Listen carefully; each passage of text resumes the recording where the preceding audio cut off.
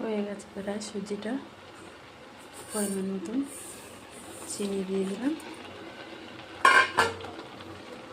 পরিমাণ মতো একটু লবণ দিয়ে দিলাম। লবণ ছাড়া তো কোনো জিনিসটাই ভালো লাগে না খেতে।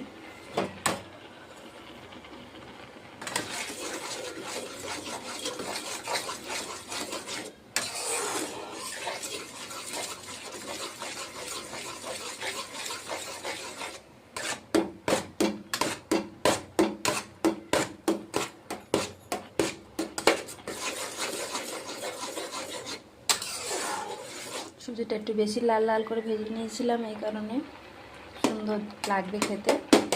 সুজিটা লাল লাল করে না ভেজে নিলে গন্ধ গন্ধ করবে।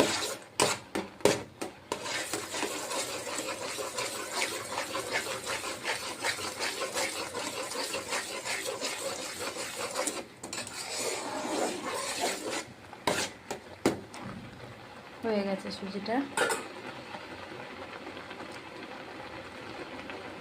লাভিয়ে নিচ্ছি। Tata, bye bye.